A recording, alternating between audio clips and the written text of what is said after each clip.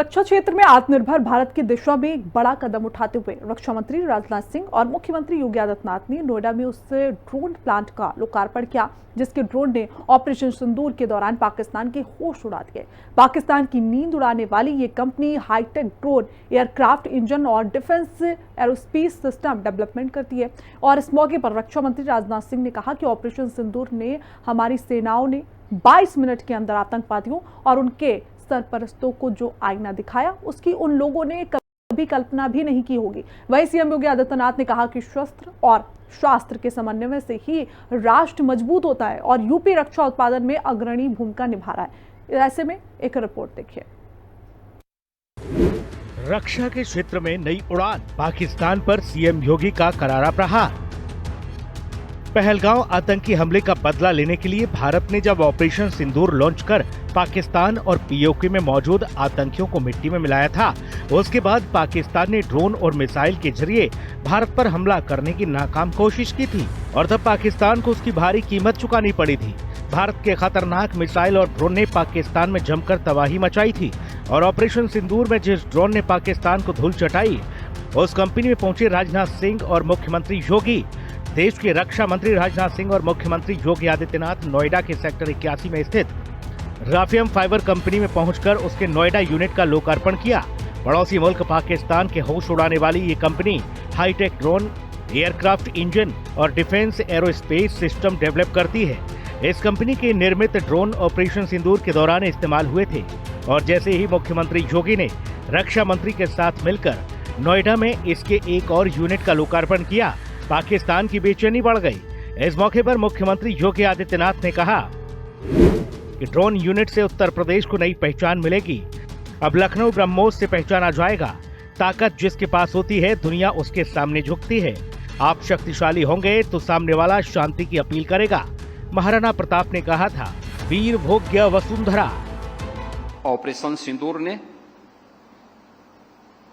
युद्ध के एक नए दौर में प्रवेश किया। उसने भारत के सामर्थ्य और शक्ति का एहसास तो दुनिया को कराया ही, लेकिन हम सबकी आंखों को खोलने के लिए बहुत सारे ऐसे अवसर और ऐसे मौके भी हम लोगों को दिए हैं जो हमें भविष्य की चुनौतियों से जूझने और उनका सामना करने के लिए एक नई प्रेरणा भी प्रदान कर चुके हैं। और उस दृश्य से अपने आप को तैयार करना ये आज की आवश्यकता है, क्योंकि हम सब इस बात को जानते हैं कि आपके पास ताकत है तो दुनिया आपके सामने नतमस्तक होगी। और ये आज से नहीं, प्राचीन काल से ही भारतीय मनीषा तो इस बात को मानती रही है। मुख्यमंत्री योगी आदित्यनाथ ने रक्षा मंत्री राजनाथ सिंह के साथ मिलकर जिस ड्रोन यूनिट का लोकार्पण किया, उसका नाम देश भर में तेजी से उभरते हुए एरोस्पेस और डिफेंस सेक्टर के रूप में जाना जाता है। इस कंपनी ने हाल ही में ऑपरेशन सिंदूर के दौरान उपयोग में आए ड्रोन का निर्माण किया था। कंपनी के 700 से ज्यादा ड्रोन का प्रयोग ऑपरेशन सिंदूर के तहत किया गया, जिसने दुश्मन की लोकेशन को लेकर कई अहम रोल अदा किए। साथ ही एरोस्पेस सिस्टम निर्माण में भी कंपनी बड़ी भूमिका निभा रही है और मेक इन इंडिया आत्मनिर्भर भारत अभियान के तहत modern investment company general catalyst के जरिए लगभग 850 करोड़ का फंड मिला है। ऐसे में मुख्यमंत्री योगी का दौरा सुरक्षा और औद्योगिक दृष्टिकोण से बेहद अहम माना जा रहा है। तो सुविधाएं किसी भी इंडस्ट्री को स्टैब्लिश करने वाले व्यक्ति को मिलनी चाहिए, इन्वेस्टर को मिलनी चाहिए, वो नहीं मिलती थी। उसे गुंडे बदमाशों से भी जो एक सुरक्षा मिलनी चाहिए वो नहीं मिल पाती थी। अपराध, गुंडागर्दी, वसूली, रंगदारी और न जाने कितनी चुनौतियां मैं जानता हूं इस चीज को इंडस्ट्रिस्ट के सामने मौजूद थी। लेकिन आज साथियों, मैं पूरे विश्वास के साथ केवल मंच पर उपस्थित हैं इसलिए नहीं, मैं हृदय से यह बात कहना चाहता हूं, हमारे उत्तर प्रदेश के मुख्यमंत्री जी श्री योगी आदित्यनाथ जी के नेतृत्व में उत्तर प्रदेश, मैं कह सकता हूं कि इस संबंध में नए युग की ओर बढ़ रहा है। और यह प्रदेश लॉ एंड ऑर्डर के लिए नई सोच और नई नीतियों की यह पहचान बनता जा रहा है। मुख्यमंत्री ने उत्तर प्रदेश सरकार के जरिए इस क्षेत्र में किए गए अग्रणी प्रयासों को सराहते हुए इसे प्रौद्योगिकी की दुनिया में उत्तर प्रदेश की बढ़ती महत्वपूर्ण भूमिका के रूप में देखा। यह उद्घाटन न केवल राज्य के आर्थिक विकास को गति देने वाला है, बल्कि यह ड्रोन तकनीकी के क्षेत्र में उत्तर प्रदेश को नई पहचान दिलाएगा। नोएडा में रक्षा उपकरण एवं ड्रोन निर्माण इकाई का लोकार्पण करने के बाद उत्तर प्रदेश के मुख्यमंत्री ने कहा कि ताकत जिसके पास होती है, दुनिया उसके सामने झुकती है। उन्होंने कहा कि आज की बढ़ती हुई चुनौतियों को देखते हुए हमें अपने रक्षा क्षेत्र में काफी परिवर्तन करना है।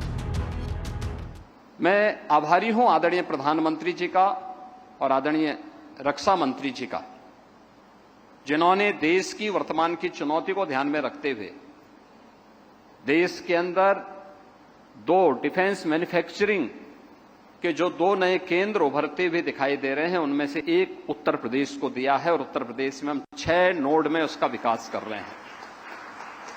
अब तक हम लोगों ने 12,500 एकड़ लैंड डिफेंस मैन्युफैक्चरिंग कॉरिडोर के लिए अलीगढ़, आगरा, कानपुर, लखनऊ, झांसी और चित्रकूट में उपलब्ध करवाया है। और इसके अलावा हम लोगों ने इस बात को भी सुनिश्चित किया है कि जितना भी लैंड चाहिए और जिस भी प्रकार की सुविधा चाहिए, उत्तर प्रदेश सरकार उपलब्ध करवाएगी। वायुसेना उप प्रमुख नर्मदेश्वर तिवारी ने ऑपरेशन सिंदूर से जुड़ा एक नया खुलासा करते हुए कहा कि इस ऑपरेशन के दौरान पाकिस्तान को सीज फायर की टेबल तक लाने के लिए भारत को 50 से भी कम हथियार दागने पड़े थे, जिससे भारत की ताकत का पता चलता है। आज की तारीख में दुनिया का हर देश भारत के साथ दोस्ती करना चाहता है। चीन में होने जा रहे एससीओ समिट के दौरान प्रधानमंत्री मोदी की चीन के राष्ट्रपति जिनपिंग और रूस के राष्ट्रपति पुतिन के साथ होने वाली मुलाकात पर पूरी दुनिया की नजरें टिकी हुई हैं। जैसे पाकिस्तान का सुर भी अब बदलने लगा है।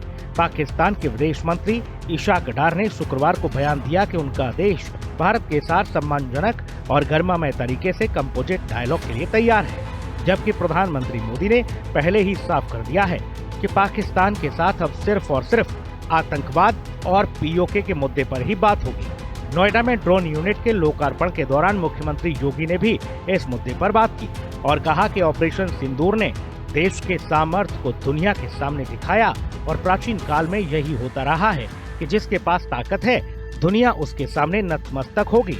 मुख्यमंत्री योगी ने कहा कि शांति मांगने से नहीं मिलती, जब हम ताकतवर होंगे तब हमारे दुश्मन हमसे शांति मांगेंगे। जब महाभारत के युद्ध के दौरान गुरु द्रोणाचार्य से ही पूछा गया था कि आप शस्त्र धारण क्यों कर रहे हैं, तो उन्होंने एक ही बात कही थी। उस समय उनकी जो प्रेरणा थी वह केवल उस कालखंड के लिए नहीं थी। अग्रतः चतुरो वेद, शस्त्र और शास्त्र का, जिसके बारे में भारतीय मनीषा बार बार कहती है कि शस्त्रेण रक्षते राष्ट्रे शास्त्र चिंता प्रवर्तते, यानी शस्त्र और शास्त्र दोनों में जब बेहतर समन्वय होगा तब कोई राष्ट्र शक्तिशाली होगा, और जब आप शक्तिशाली हैं तो अगला व्यक्ति शांति की अपील करते हुए आपके सामने आएगा। शांति मांगने से नहीं होती है। आप देखते होंगे मिमियाती रहती है, लेकिन कोई उसको बख्शता नहीं है, उसका मालिक हो या कसाई हो। उसकी जो दुर्गति होती है अंततः वो मिमियाते अंततः दुर्गति को प्राप्त हो जाती है। लेकिन एक शेर अपनी दहाड़ से न केवल जंगल का राजा होता है, बल्कि सब पे शासन करने की सामर्थ्य भी रखता है और सबका एक हीरो भी होता है। 22 अप्रैल को पहलगांव में पाकिस्तानी आतंकियों ने 26 बेगुनाह पर्यटकों की जान ले ली थी। उसके बाद भारत ने 7 मई को ऑपरेशन सिंदूर के जरिए पाकिस्तान और पीओके में मौजूद 9 आतंकी ठिकानों पर बारूदी बारिश कर 100 से ज्यादा आतंकियों को मिट्टी में मिलाया था। साथ ही पाकिस्तान ने जब आतंकियों का साथ देने की हिमाकत की तो उसके 1 दर्जन से भी ज्यादा एयरबेस को तबाह और बर्बाद कर दिया गया। रक्षा मंत्री राजनाथ सिंह ने कहा कि ऑपरेशन सिंदूर में भारतीय सेना ने सिर्फ 22 मिनट में आतंकियों और उनके सरपरस्तों को सिर्फ आईना ही नहीं दिखाया, बल्कि सब कुछ दिखाया जो उन्हें दिखना चाहिए था। साथ ही उन्होंने कहा कि 21वीं सदी की ताकत वही देश बनेंगे जो इनोवेशन और तकनीक में आत्मनिर्भर होंगे, और भारत इसमें तेजी से आगे बढ़ रहा है। ऑपरेशन सिंदूर अगर एक तरफ हमारे सेना के जवानों की वीरता की कहानी है, तो वहीं दूसरी तरफ आत्मनिर्भर भारत और हमारे वैज्ञानिकों और युवाओं के इनोवेशन यानी नवाचार की भी कहानी है कि हमें रोकने के लिए चाहे जितने भी प्रतिबंध लगाए गए हों, लेकिन भारत की जिजीविका यानी कुछ कर गुजरने की तड़पन कब नहीं हुई है और भविष्य में भी किसी भी सूरत में नहीं होगी। और यही कारण है कि आज भारत विभिन्न क्षेत्रों में जैसे मेडिकल, एग्रीकल्चर और आईटी और विशेष रूप से डिफेंस सेक्टर में एक उभरती हुई टेक्नोलॉजिकल पावर के रूप में सारी दुनिया में अपनी पहचान बना रहा है। और साथियों, एक रक्षा मंत्री होने के नाते मैं कह सकता हूं कि बदलती दुनिया में आत्मनिर्भरता के अलावा कोई दूसरा विकल्प हमारे पास नहीं है। हमें अपने पैरों पर खड़ा होना होगा। हर क्षेत्र में आत्मनिर्भरता होना यह आज की आवश्यकता भी है, यह हमको ध्यान देना पड़ेगा, और साथ ही भारत के स्वाभिमान की रक्षा के लिए भी आवश्यक है।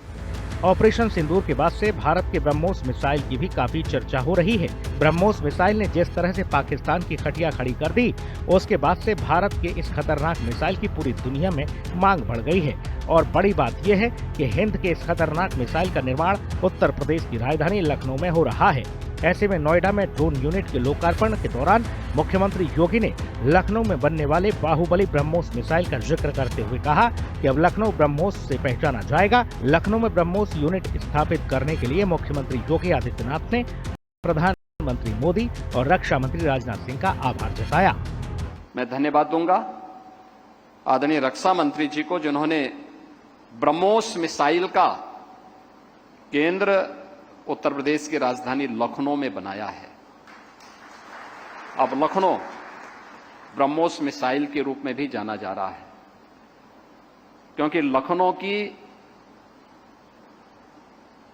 जो मुस्कुराहट है वह तब तक अधूरी थी जब तक वहां से मिसाइल की गूंज दुश्मन के कानों तक न गूंजे, और अब वह और अच्छे ढंग से देखने को मिल रही है। और अभी ऑपरेशन सिंदूर के अंदर ब्रह्मोस ने अपनी क्षमता का प्रदर्शन भी किया है। ऐसे ही उत्तर प्रदेश के अंदर बीडीएल का झांसी में केंद्र बनाने के साथ ही वहां पर उसकी मैन्युफैक्चरिंग की कार्रवाई भी प्रारंभ हुई है। AK-203 अमेठी में इसका निर्माण का कार्य चल रहा है। बबलेन स्कॉट का हरदोई में कार्य चल रहा है। ये सभी तेजी के साथ उभर रहे हैं और अन्य अनेक ऐसे यूनिट उत्तर प्रदेश के अंदर वर्तमान में कार्यरत हैं।